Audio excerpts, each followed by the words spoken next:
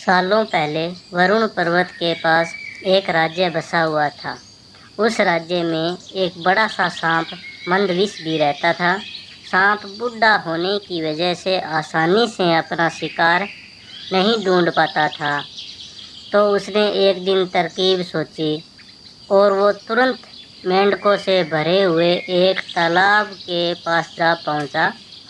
वहाँ वह दुखी सा होकर बैठ गया। तभी पास में बैठे एक मेंढक ने उसे देखा। उस मेंढक ने थोड़ी देर बाद सांप से पूछा, चाचा क्या बात है, आज आप खाने की तलाश नहीं कर रहे हैं, अपने लिए भोजन नहीं जुटाएंगे? इतना सुनते ही सांप ने रोनी सी सूरत बनाकर मेंढक को एक कहानी सुनाई। क्योंकि सांप बहुत चतुर था तो मेंढक से बोला कि मैं एक दिन मेंढक के शिकार के लिए मेंढक के पीछे पीछे जा रहा था।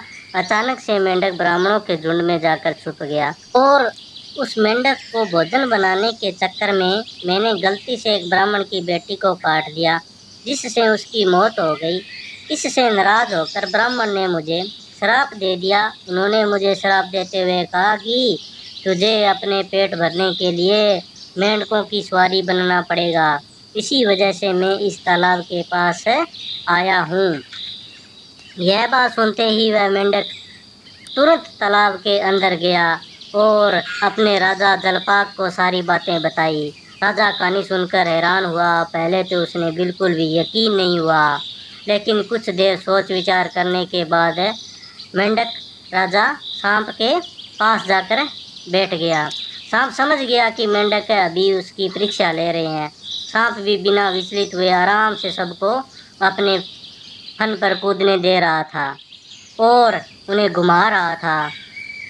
इसके बाद मेंढकों के राजा ने कहा, जितना मज़ा मुझे सांप की सवारी करके आया उतना आज तक किसी की सवारी करके नहीं आया। मेंढकों का भरोसा जीतने के बाद अब धीरे धीरे सांप रोज़ मेंढकों की सवारी बनने लगा।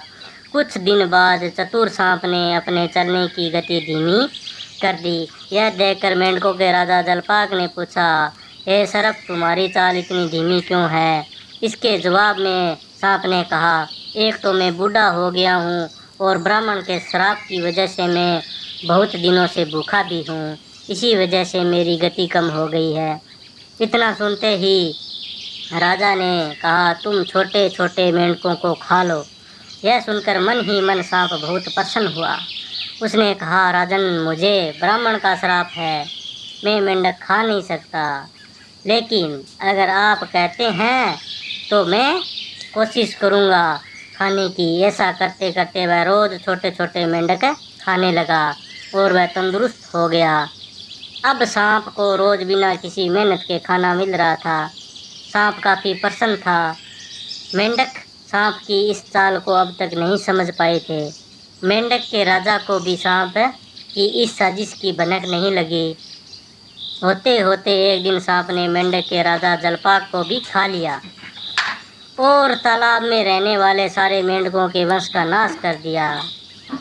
तो किसी भी शत्रु की बात का जल्दी से भरोसा नहीं करना चाहिए। इसके खुद की और अपने लोगों की हानि होना निश्चित है।